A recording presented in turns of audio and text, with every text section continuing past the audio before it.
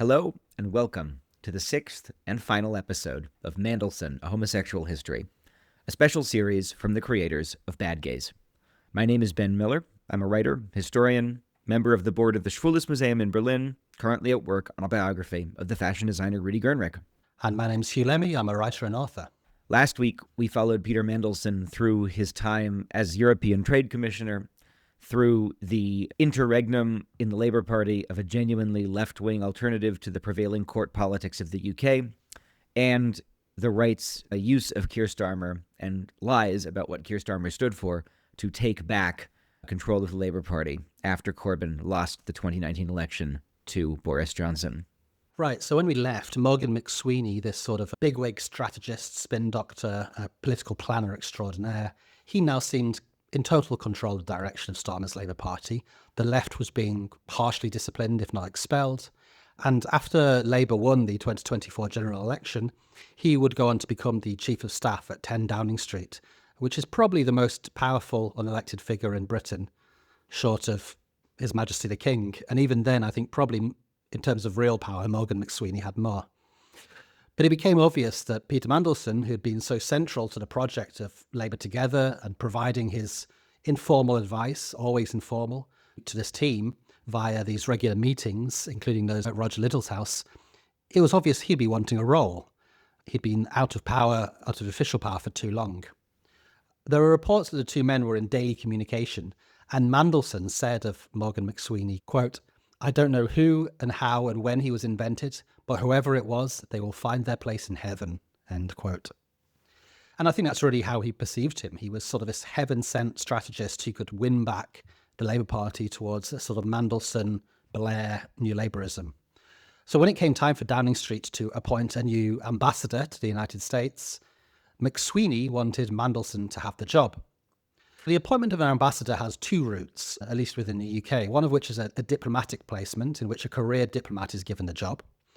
That is almost always what happens. But very, very occasionally, I think the last time this happened in the US was in the 1970s, you have a political appointment. The PM is permitted to make a political appointment, especially in the case of these highly strategic partnerships, like with the US, where having this trusted ally, someone who you can speak to off the record, etc., you know how they operate, that can be very useful for maintaining the relationships between the two administrations. And obviously Mandelson was a political appointment, he's not a diplomat. And even within number 10, he was a controversial one. You tend to want diplomats who are, diplomatic. And in headline terms, Mandelson had made some very disparaging remarks about Donald Trump. The time for choosing him as the ambassador was the end of 2024, so just to when Trump was about to start his second term. He called him reckless and a danger to the world.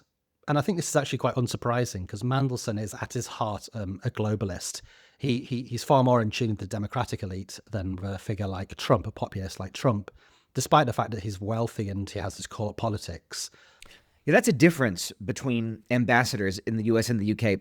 In the US, there's a whole career State Department civil service corps that do a lot of the kind of administrative work in all these different embassies. And then all the ambassadors are political appointments. Usually the expectation is that, if it's someone to a big country, you name someone who's a sort of real political figure, and then the kind of smaller ones get given out as kind of boons for having been particularly effective fundraisers, right? So this is how you end up with the U.S. ambassador to the Holy See in Liechtenstein being Newt Gingrich's wife, Callista Gingrich. And if you're a fan of the Uncanny Valley, I would highly suggest going on Instagram and looking at her videos. My favorite comment about them is, "This is the only person who's ever stolen a job from AI." The other great one being, "Looking great and normal as always, Queen." But in a lot of other ways, Mandelson made a lot of sense as the ambassador because, as we discussed, he is a courtier by nature. Networking is second nature to him.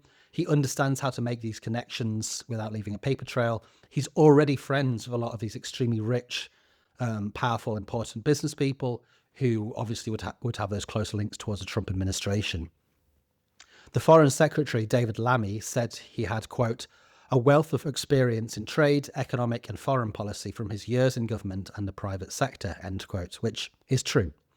Trump operates this court system. He lets his minions fight amongst themselves as long as they're sort of within the tent pissing out, as the expression goes, and as long as they pay proper respect to the king being Trump. But of course, you don't have to be a sort of a news hound or a political genius or a diplomatic savant to realise that the appointment of Peter Mandelson would be extremely risky. He had survived scandal after scandal, but he didn't avoid the scandals. They kept coming. He just managed to survive them. And what's more, when he was appointed, his relationship with Jeffrey Epstein was known, even if only partially. And it was known to have continued after Epstein's initial conviction for trafficking in minors for the purposes of sex. It was already a matter of public record that Mandelson had stayed in Epstein's New York townhouse in 2009, a vacancy that was made possible by the fact that Epstein was still in prison at the time. Nonetheless, McSweeney and Starmer wanted him in that position, and they wanted him in fast. It was really rushed. It was December 2024, a month before Trump was due to be sworn in for his second term of office. And on the 11th of December, a due diligence report into Mandelson was delivered to Starmer. It makes for fascinating reading. Not only does it note a 2019 JP Morgan report that said Epstein maintained, quote, a particularly close relationship with Prince Andrew, the Duke of York, and Lord Peter Mandelson, a senior member of the British government, end quote. It also contains a rebuttal from Mandelson's spokesman saying, quote, he never had any kind of professional or business relationship with Epstein in any form, end quote. It also contains an email from Mandelson to Jonathan Powell in 2002 about an attempt he made to introduce Epstein to Tony Blair. Nonetheless, he passed this due diligence report, and with this information, Starmer appointed him as ambassador to the US. On the 20th of December, his appointment was announced, and only 3 days later did his security vetting begin. So after he'd been appointed and announced, they actually said, okay, now we'll check whether this guy passes security vetting. Starmer later defended that in the House of Commons, saying it was, quote, usual for security vetting to happen after the appointment but before starting in post, end quote. Doesn't sound very usual. It seems like you'd be making a public relations disaster by appointing somebody and then having to not give them the job because they didn't pass this independent security vetting, because that would then out this person as being untrustworthy. Why did they push ahead so quickly? Why not just let a normal process take place? Well, I think it'll come out in the inquiry, or maybe it won't. One would hope it would come out in the inquiry. I suspect it's that they knew that he wouldn't pass the security vetting. They hoped that they could just push him through, and then once in place, he would keep his head down and his copybook clean, and they would just get through it. They'd just push on through. And then on January 25th, he started the job. And on January 28th, the independent security vetting came back, and Mandelson had failed that security vetting. But despite having failed the security vetting, the Foreign Office nonetheless overruled it. Keir Starmer would later claim that he wasn't informed that he had failed the security vetting, or that had been overruled by the Foreign Office.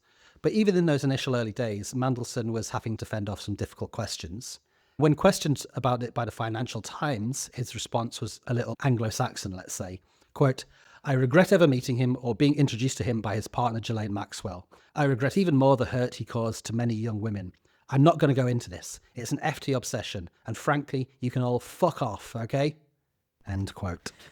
Famous last words. The Financial Times, dear reader, did not fuck off.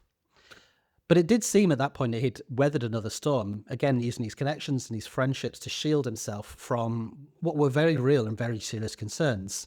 And he was in post, and that is until September 2025, when the US House Oversight Committee released a large tranche of emails and other documents from the Epstein files, including his infamous 50th birthday book, which contained letters and photographs and messages from his friends and associates. Mandelson attempted to pass himself off as in some way a victim of Epstein's, taken in by his charisma. He told the journalist Harry Cole, quote, he's a charismatic criminal liar. I regret being taken in by him as many other people do. But it was 10 years later, when he was federally prosecuted, that people suddenly learned of what he was up to over all those years, end quote. Now, we knew at the time that Mandelson had stayed at his townhouse in 2009. So he's saying, oh, I knew him, in the early 2000s, 10 years later, discovered what he was up to. I was taken in by him, but we already knew that he was still staying there in 2009. The files reveals that Peter's friendship with Epstein went far deeper than he let on and for far longer. In his birthday book entry, and having read the book, it's disgusting. And it's full of lots of covert but very barely disguised references, clearly to his abuse. I find it impossible to believe that none of these men, didn't know what was happening to their friends. There's one drawing in it, which is the most sort of overt reference to it, which is a cartoon of Epstein back in the 70s, literally giving candy, giving lollipops and balloons to schoolgirls, and then cut to another one 20 years later, whenever his 50th birthday was, of him on his island with what looks like the same girls, I don't know whether now women, I guess, in the cartoon, massaging him, performing oral sex on him. And in the background is his famous plane that's become known as the Lolita Express. It's don't read it unless you have to. It's a very unpleasant read.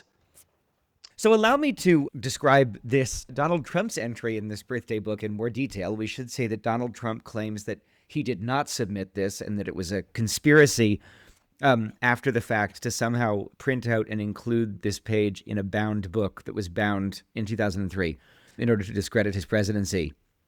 But so we have the outline of a naked woman or girl, and then in the middle, there's this sort of centered text that's almost written as a script. So I'm going to read it with the names of who says which. Voiceover. There must be more to life than having everything. Donald. Yes, there is, but I won't tell you what it is. Jeffrey. Nor will I, since I also know what it is. Donald. We have certain things in common, Jeffrey. Jeffrey. Yes, we do, come to think of it. Donald. Enigmas never age. Have you noticed that? Jeffrey. As a matter of fact, it was clear to me the last time I saw you. Donald. A pal is a wonderful thing. Happy birthday, and may every day be another wonderful secret. And then underneath, signed Donald J. Trump with his inimitable signature. It's you ever feel you're being played for a fool? Like, it's so obvious. It's so obvious.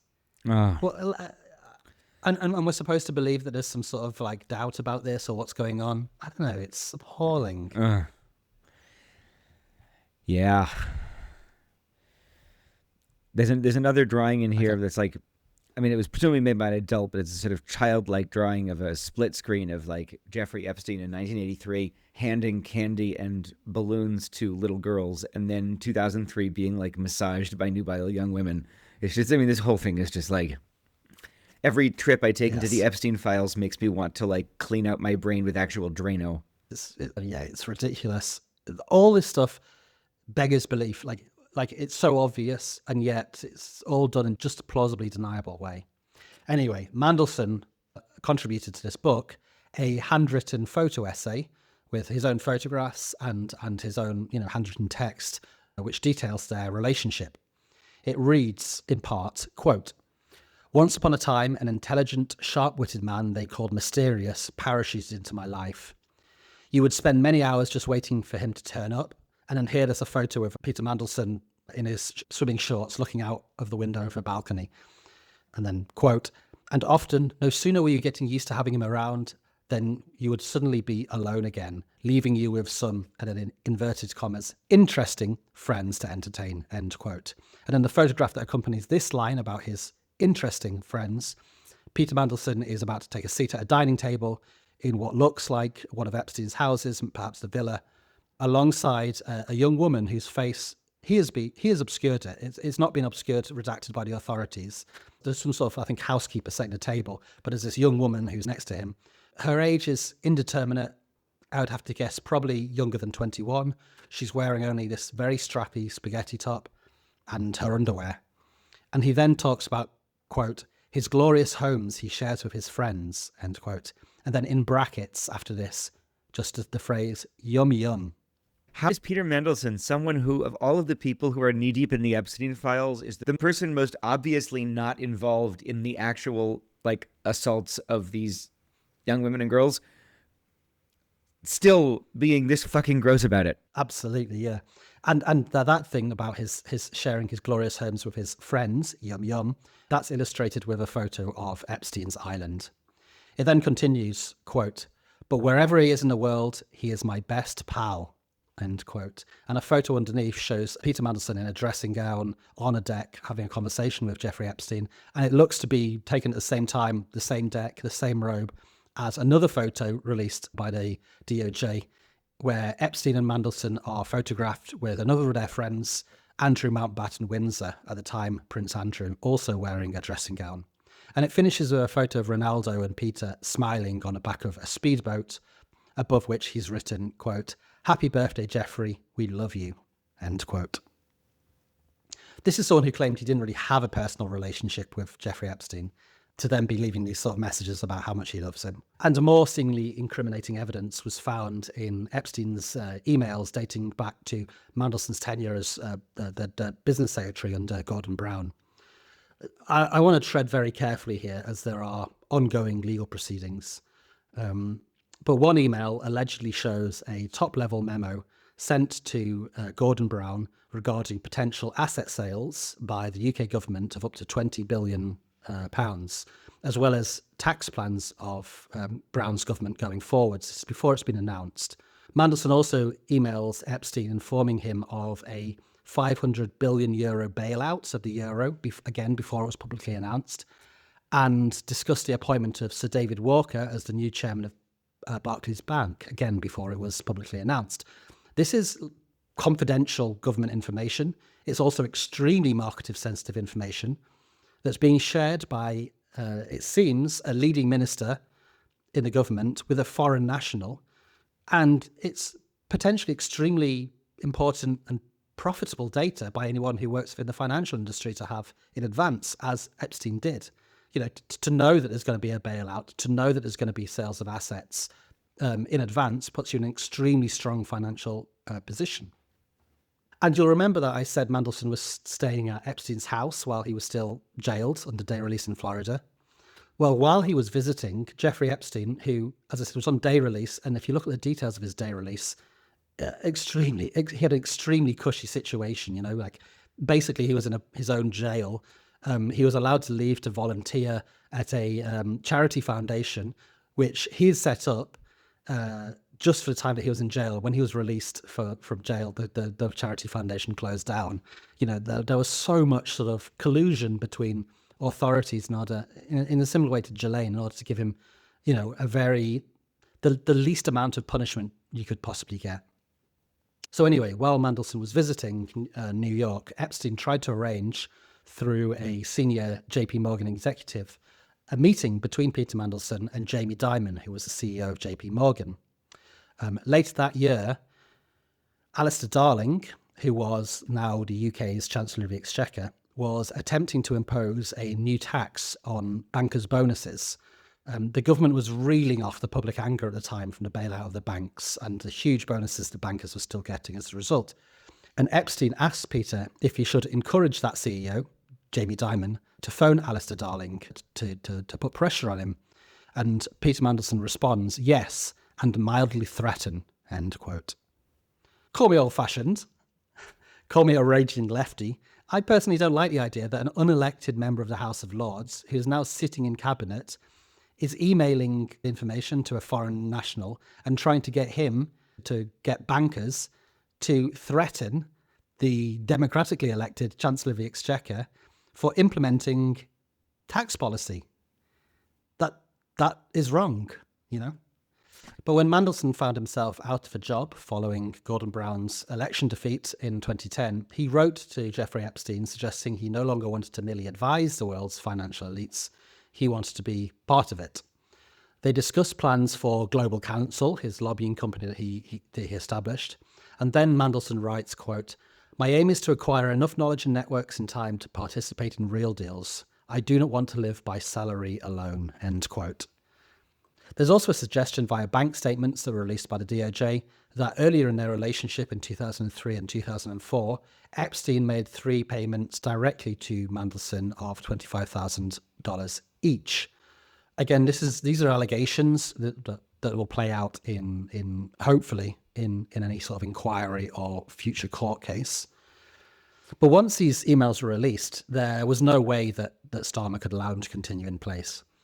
And to Mandelson's reported fury, like, he was mad that he was being sacked. And he was sacked with a mere £75,000 severance deal. I mean, I don't know. I feel like if you lie to your employer in your interview, and the lie is regarding your close relationship with, I think you shouldn't get a severance deal, let alone a £75,000. So that's 3 times the average British salary. Unbelievable. But in February of this year, 2026, he was arrested in London by the Metropolitan Police on suspicion of misconduct in public office, the same charge as now Andrew Mountbatten Windsor, and he was released on bail. The Andrew formerly known as Prince. And Starmer has been forced to admit that he knew of the relationship between Epstein and Mandelson before appointing him, but he claims not to this extent, and he claims Mandelson lied to him during the appointment process. Oh, poor Keir. Someone lied to him. I mean, I believe Keir Starmer's claim that he was lied to. The point is, why do you trust the word of Peter Mandelson when you know all this stuff about him?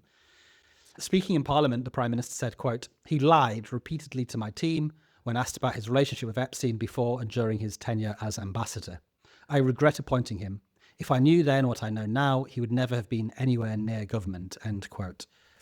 However, it does beg the question, like, knowing then what you knew then, would you not have sought at least clarification on the vetting? He says, like, no one told me this, but it's like, I would chase up the vetting on Peter Mandelson if I had to, employ him as a waiter in my cafe, let alone as ambassador to the United States. Let's make sure we have all of this really down before we do anything we can never undo. Yeah. Just to double check, did we ever get back that vetting on Peter Mandelson as ambassador to the United States? But of course, you'd only double check on the vetting if you were prepared to not appoint him. I think that's the key here. This is obviously a story of lots of moving parts, and I've dropped a lot of the original reporting in the show notes, so you can follow it there. But I did want to discuss on something that's interesting for us specifically as the podcast Bad Gays on this situation, and that's the uses and abuses of these discourses around sexuality and homosexuality as they appear in this story. In a major TV interview with the BBC journalist Laura Kuenssberg in January of 2026, which was the first since his firing, he tried to make a very clear separation between his friendship with Jeffrey Epstein, which he'd previously denied, and with Jeffrey Epstein's crimes against women and girls.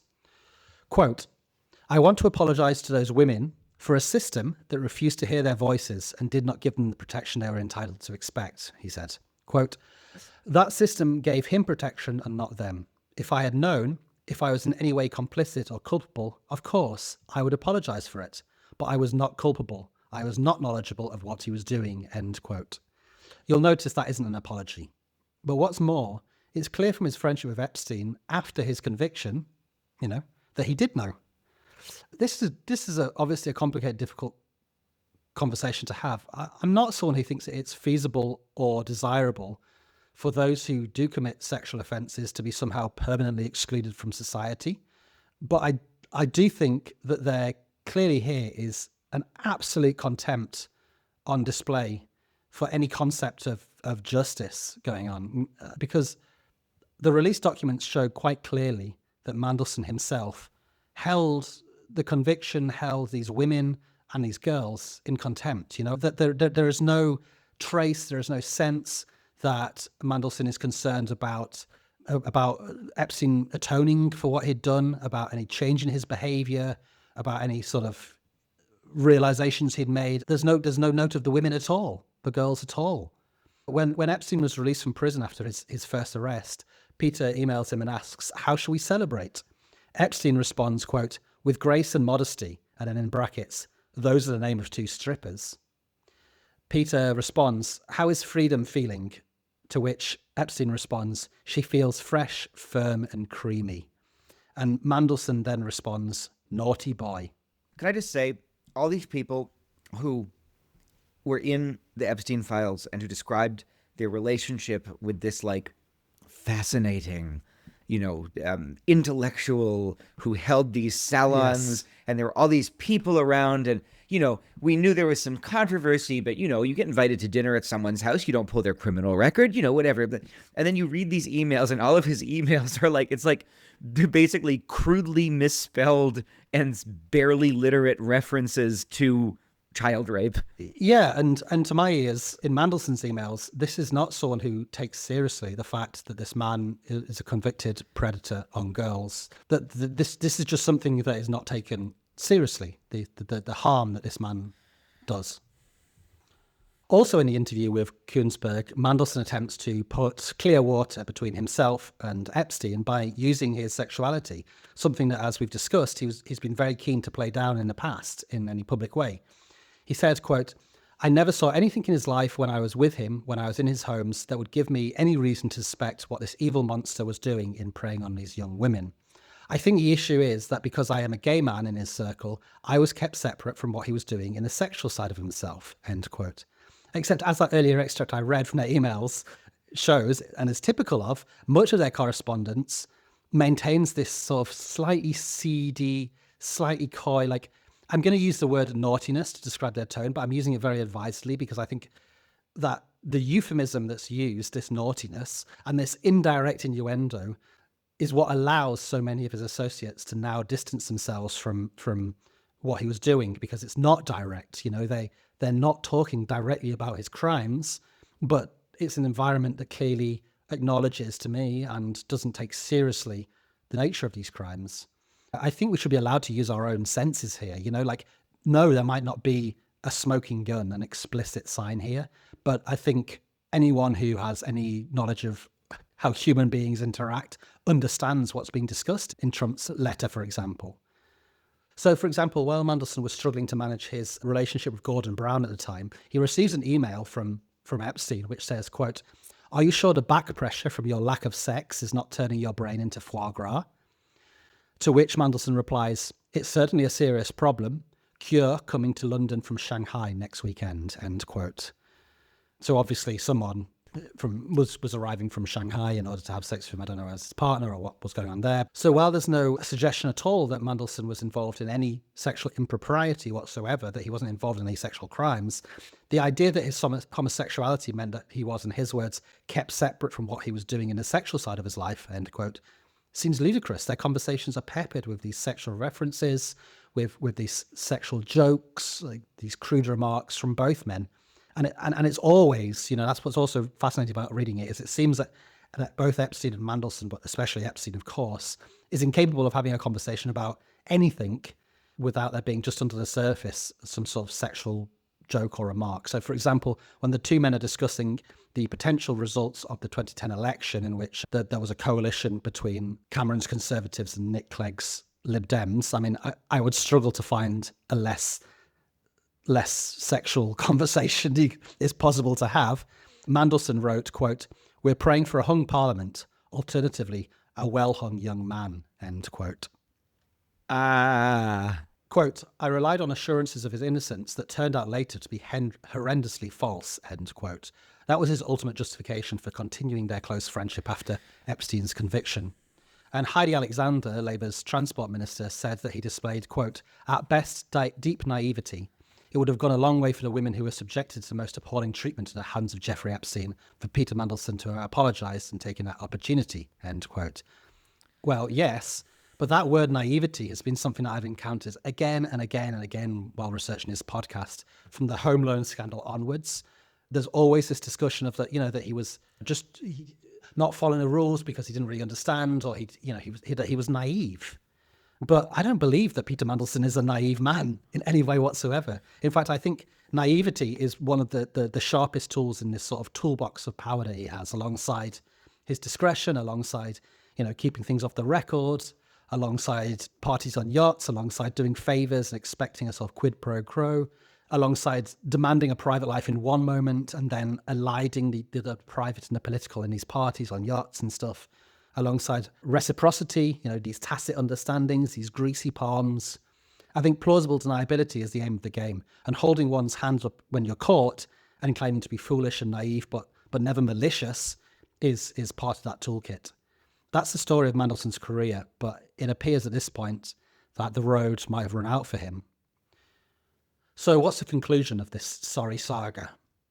Well, in legal terms, it's still to play out. The Met are in early stages of pursuing cooperation with the FBI and the DOJ around potential prosecutions, whatever that might mean under the current administration. So I think it's best if we don't really add anything more there. But we can talk to his political legacy, I think. It's said that when Margaret Thatcher was asked what her greatest achievement was, she said, "Tony Blair and New Labour. We force our opponents to change their minds." Likewise, Blair himself once said, quote, "My project will be complete when the Labour Party learns to love Peter Mandelson," end quote. And I think it's true, Mandelson transformed the Labour Party and he transformed the landscape of British politics. But I think, as with much of Thatcher's legacy, it's a matter of short-term gain at long-term expense for the country. And I mean that politically as well, short-term gain for New Labour at the long-term expense of the Labour Party. The way I see it, Britain had for a century been a multi-party electorate that was squeezed into a two-party electoral system. Both Labour and the Conservatives operated as very broad coalitions with factions that were both competing and collaborating towards a policy platform that might at one point favour one or another faction, but could also help auto-correct itself to produce a relatively stable coalition because of a shared belief in the traditions and cultures of those parties that were built around mass memberships. Mandelson and the New Labour project, I think, drunk on power and believing its own propaganda at this point, went out of its way to destroy the Labour Party's coalition.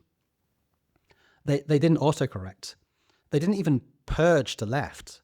They amputated their coalition. They destroyed the link between the unions and the party, and they made it a much narrower, more factional party with a very low level of trust between members and factions.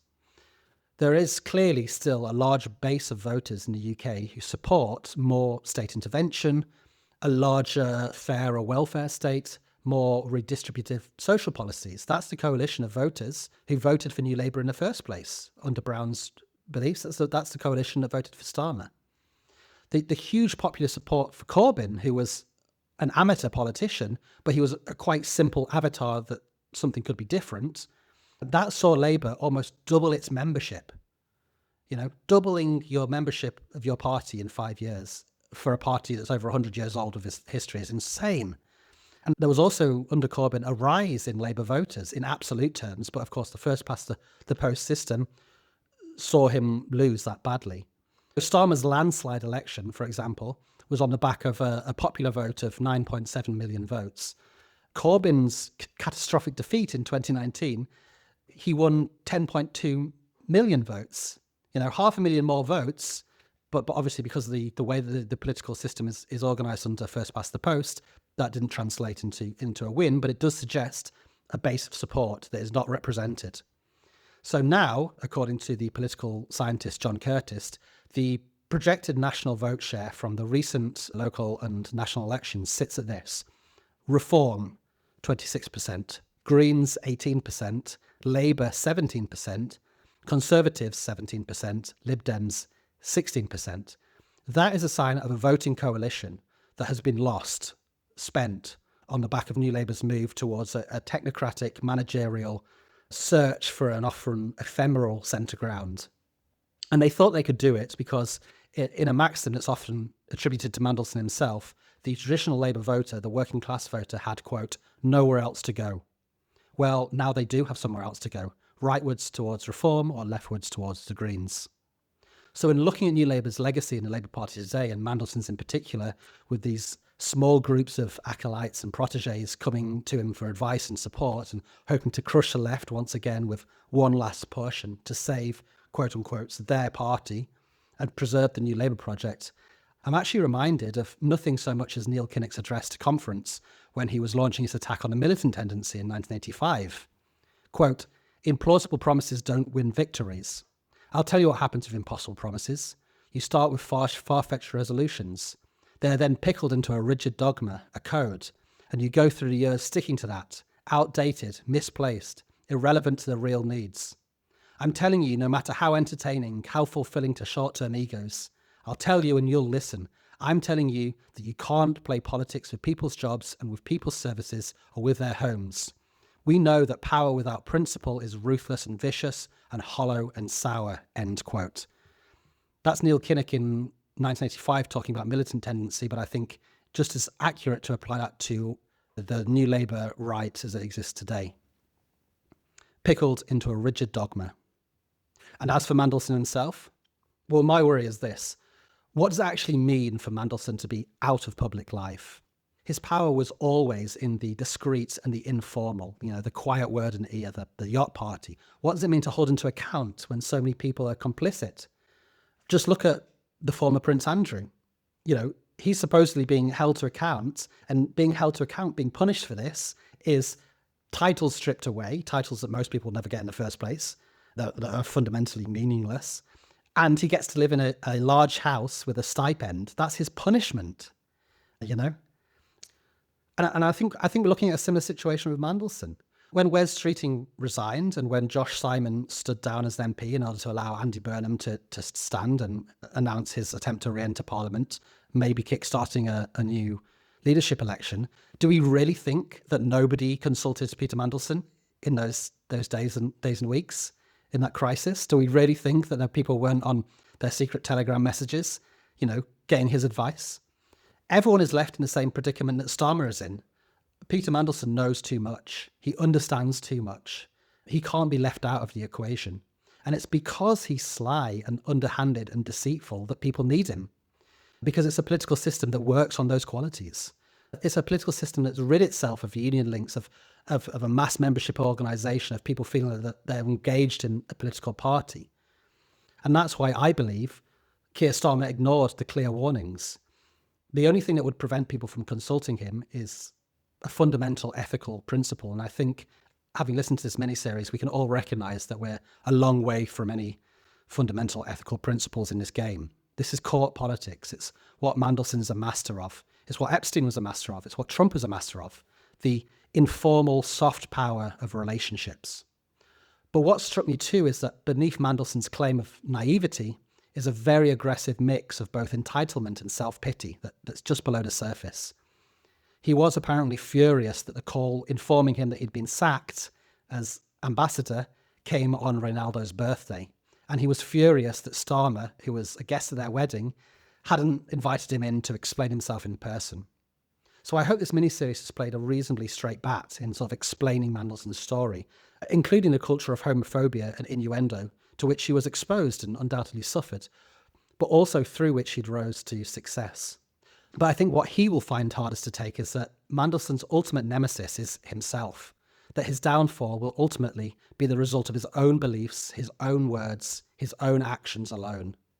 He spanned too close to the sun, and however hard he lands, however shameful his memories, he will have to accept that he has deserved it all. Our subscribers on Patreon and Apple Podcasts make it possible for us to do all of the work of creating this show and to give out all of the main feed episodes for the show for free. That means our main episodes, our special episodes, and also exciting special projects like this one, and we've got more in the works. So to help support Bad Gays, head on over to patreon.com/badgayspod or look for us on Apple Podcasts. Subscribers also get access to Extra Bad Gays, a monthly podcast where me and Ben talk about everything queer-related in culture, media, politics, as well as answering questions about love, sex, and everything else from our listeners in our regular Gaggany Gunkles section. And as we've stated, if you subscribe to Extra Bad Gays, you can always listen one episode ahead to the entire Mandelson, A Homosexual History miniseries. So do head over and check it out. Thanks. Boy. I mean, after that conclusion, Hugh, the first question that I have is, you spent a lot of time really effectively and brilliantly telling the story of Peter Mandelson as a story that reveals all of these extremely kind of arcane and corrupt and particular features of this British political establishment, right? You have the Chiltern Hundreds and cabinet reshuffles and just all, all of this. How is the Mandelson story not just a British story? Well, the Mandelson story is not just a British story for two reasons, one of which is quite specific, which is that his network of connections was international. If you're looking into these Russian oligarchs, or you're looking into these Italian shoe magnates, or Epstein himself, he develops this circle of sort of informal political power throughout the 90s with the rich and famous. We talked in earlier episodes about these dinners that he was having, and if you read through, everyone was there. It's Thatcher's security advisor and Blair's security advisor, but also the Director General of the BBC and the future chairman of the BBC and all these Labour funders. And that expands, I think, once he moves to the EU Commissioner role, and he loves it. He loves the socialising, he loves the parties, and it expands into an international sort of thing. And there's this move in 2010 when he realises, I think, that he thinks Labour will be out of power for a while, that he then wants to then turn those connections into a viable financial operation, not just in terms of giving advice, but in terms of making trades himself. And now that's obviously part of a network of international capitalism. So that's one aspect. And then linked to that, as a more sort of theoretical aspect, is the nature of these, what we've described as sort of capitalist court politics itself, which is by its nature international. And I think that dates back also to the 90s, the sort of Clinton era, and then Berlusconi in Italy and things like this. I think you start to see these international networks of informal power happening outside the remit of the established chains of communication and note keeping and those sort of more formal networks. Now, obviously, there's always been informal networks of power. The metaphor we've been using is court politics. But what we're talking about now is this international, transnational court, where under globalization, borders remain for people, but not for money. Well, I say borders remain for people. There's also interesting stuff in the Epstein files about Mandelson's people helping to organize Epstein's visas to visit Russia through the office of this oligarch. So although money and businesses and finance have become much more integrated across the world, then it becomes an international story. Right. I mean, it also strikes me that we have told versions of this story of center-left parties cutting ties to the organized social institutions that used to bear them, right? That used to sort of carry them on the results before on our show. I mean, the Barney Frank episode, for example. Frank is much less slick than Mandelson, and he's much less of a kind of high-level operator among this kind of global elite, but I think there's a real similarity in terms of their relationship to their own sexuality, and in terms of this, basically, there's sort of politics cutting itself off at the knees in order to chase a kind of temporary moment of success.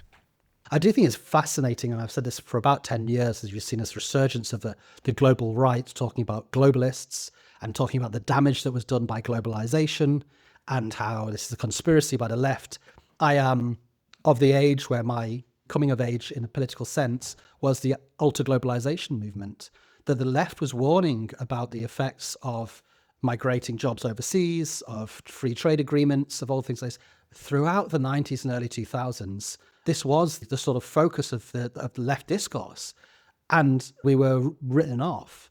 And now it's been brought back as a sort of populist right position, but the focus is not upon a sort of transnational solidarity of workers who are being forced into situations of precarity, but as an issue of migration, that jobs are being stolen by swarthy foreigners of some sorts, which really lets these people off the hook. But at the time, there's people on the left who were arguing for an ultra-globalization or anti-globalization movement, for restrictions upon this breaking down of international barriers regarding finance, money and trade, were written off as Luddites in the pejorative sense. I think actually the left, the ultra-globalization movement, were Luddites in the true political sense. They understood that the technological and economic changes that were happening to them were happening at the expense of the ordinary worker in order to line the pockets of the rich. And then there's been much more democratic control over industry and the economy. So those who advocated for an anti-globalization, ultra-globalization movement were seen as sort of living in the past rather than predicting the future. Right, or as being representative of some like fringe group. I mean, in a comparative politics class I took when I was in high school, right, people opposed to globalization, they would use like North Korea as the example of the alternative, right? Like it was this like totally sort of presented as just a sort of completely like esoteric, hopeless, like backwards, sort of strange, like loser ideology. Right, and you've had since the 80s the asset stripping of industry. We're talking about Great Britain here. The literal asset stripping, the removal of machinery from factories to be sold to Eastern Europe, for example, as a way for those asset strippers to make for their shareholders a huge dividend, which creates this economic boom. And the result would be, well, you'll get cheaper cars, you'll get cheaper televisions, we can all become middle class. But of course, the money to buy those cars or televisions came from people having the jobs in the factories, and you just sold off the factories and deindustrialized. So now you have a situation where those people who would previously have worked in solid industrial long-term jobs in a community now work in service industries, work in call centers, things like this, and they don't have the same rights that they would have had from a unionized workplace with a Labour Party at the center of it, and they don't have any security or any real money. That's where we're left in this situation, this huge movement of wealth upwards. Right. And then all of this gets kind of papered over by a bunch of different kind of bits of spit and tape, right? Before the global financial crisis, it's just this vast amount of consumer debt. And by the way, there are some categories in which consumer debt is now back up to where it was before the last global financial crisis. So woohoo. And then also a series of speculative bubbles where the value of capital increases, the value of the stock market increases in a way that's just completely divorced from the actual real world economy as it is lived by most people who don't have investments. We heard a lot in this series about the ways that Mandelson's sexuality affected his political career, his outlook, how he was written about, spoken about, thought about. What does his story tell us about the history of homosexuality and the kind of debate about it in the UK? Well, it tells us what an extraordinary journey the UK has been on in terms of public attitudes towards homosexuality. In terms of a modification of social attitudes towards a taboo, I struggle to think of one that's happened so powerfully, so quickly, that within 50 years, we've gone from a position of widespread support for its criminalization, for minor acts of it and total social taboo, to a situation where it's in his interests, it's in Mandelson's interest to talk about his gay marriage. That it becomes an asset in some ways, or it can become a political asset. But I think the long-term history of the UK, of course, and I've said this many times on the show, shows that the value of your liberation can go down as well as up, and moral panics come in cycles. And I think that's something that people really have to bear in mind when they, A, take those things for granted, or B, see how politicians interact with their own homosexuality. There are politicians like Chris Smith or like Martin Stevens, the Tory politician who died in Fulham, who took brave steps to acknowledge their sexuality and campaign for law reform whilst seeking public office in a deeply homophobic country. And I think they should be admired, despite any other political decisions they make. I think those were brave decisions that they made. I think that's different to a position like Mandelson's, where he didn't want to come out in public really at all. I don't think he should be blamed for that. I don't think he was hypocritical in that. I think that's an understandable political position at the time.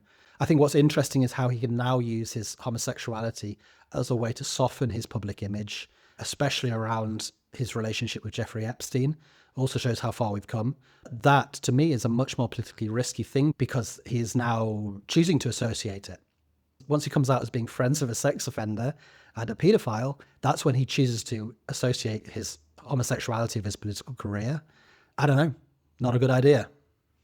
Very much not a good idea. Do you think that even if Epstein had been brought to justice in 2019, finally, but that the files, as we call them, hadn't been released, do you think that Mandelson would have been as affected by the scandal, and do you think he might still be in office?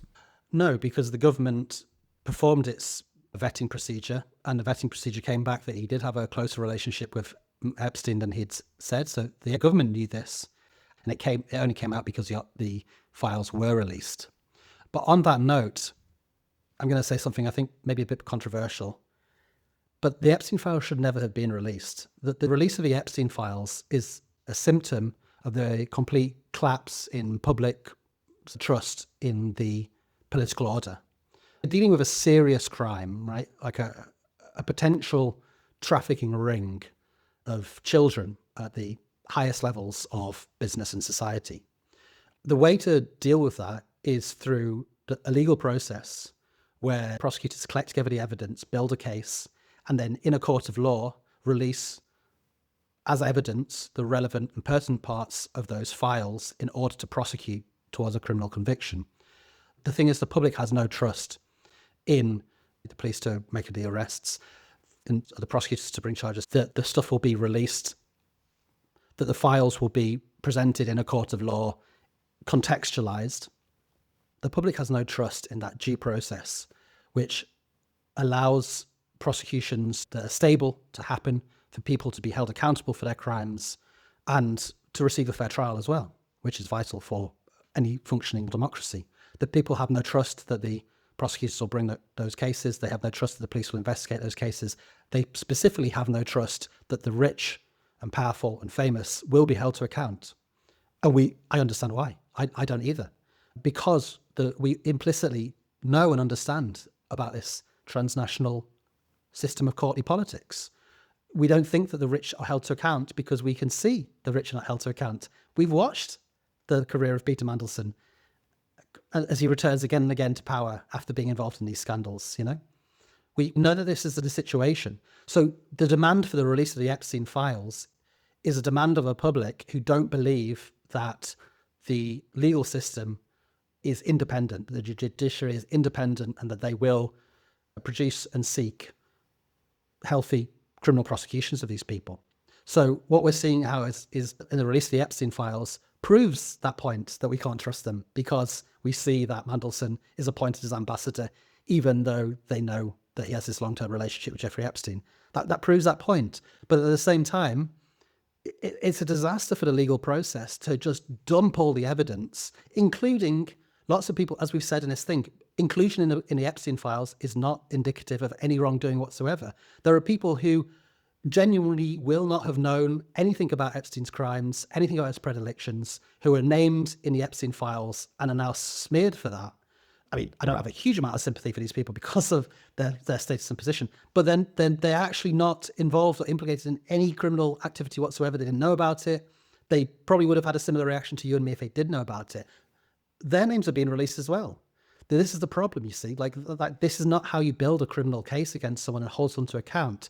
And instead it becomes part of this system of politics as entertainment, which perpetuates exactly these problems that we're discussing. Though actually what you need in order to build a healthy society within a democracy, in order to build a healthy workers' movement, a labor movement, is you need processes, you need accountability, you need systems. Right? You need systems of representation within your workplace. You need systems of representation in government. You need systems of representation within law. These are all healthy things.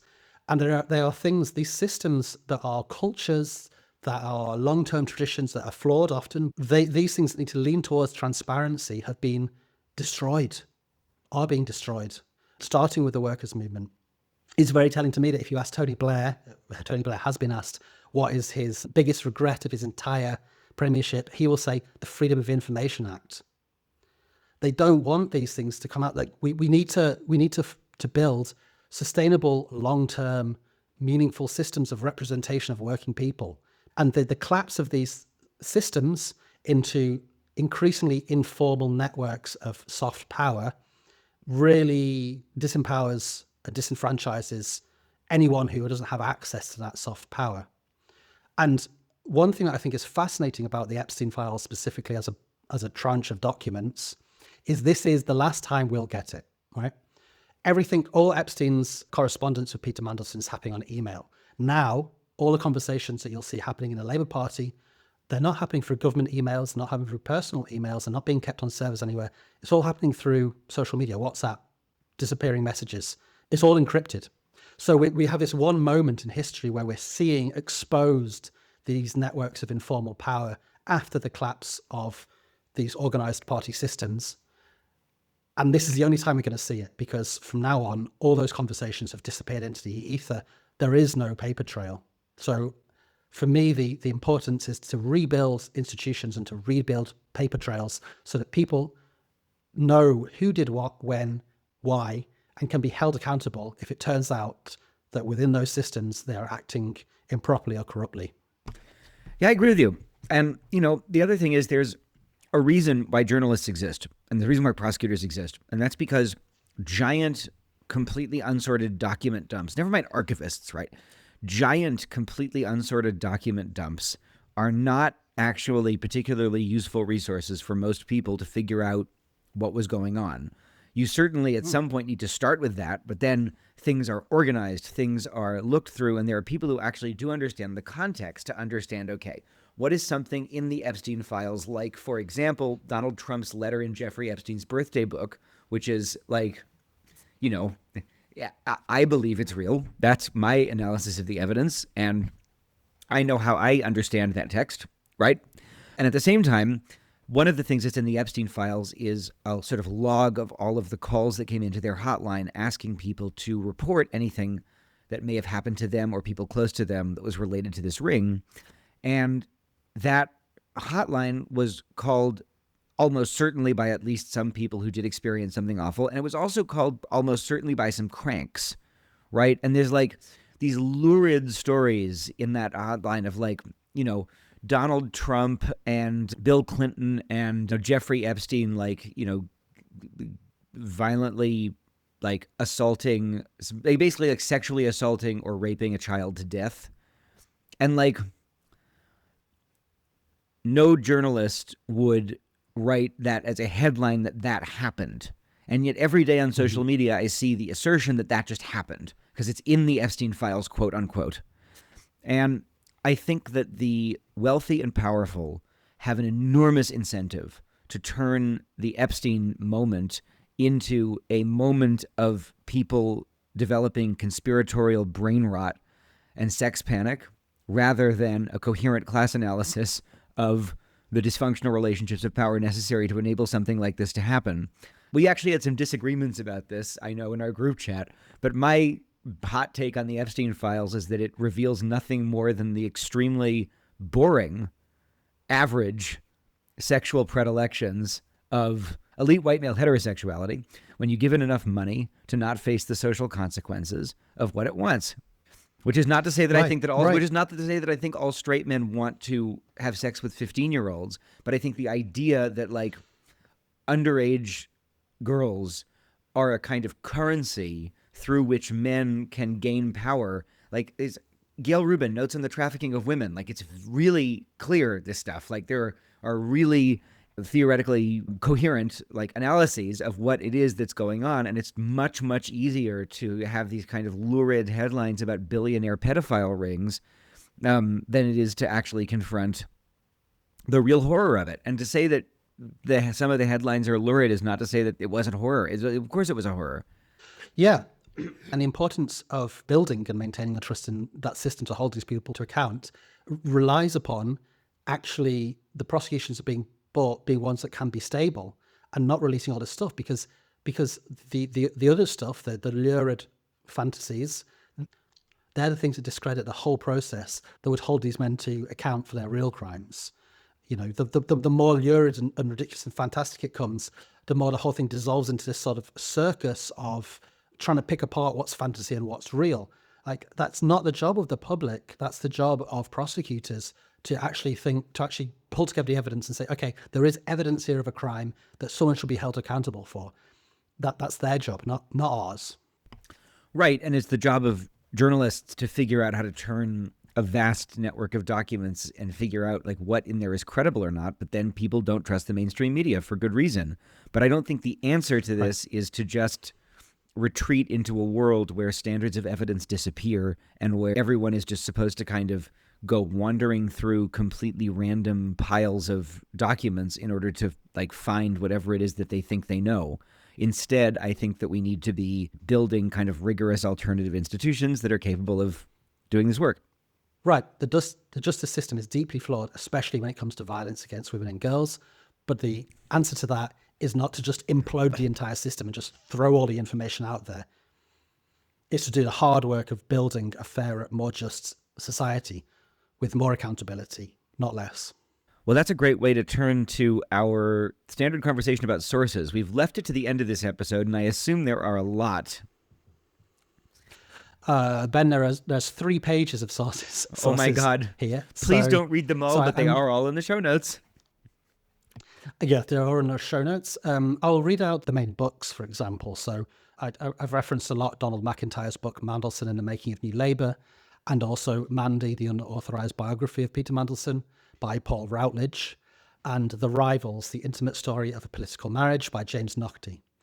In terms of sexuality, I referenced Outrageous, the story of Section 28 and Britain's battle for LGBT education by Paul Baker. And from the alternative position, Tory Pride and Prejudice, the Conservative Battle and Homosexual Law Reform by Michael McManus.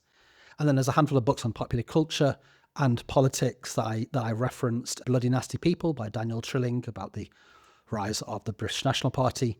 Clampdown, Pop Cultural Wars on Class and Gender by Rhiannon E. Jones.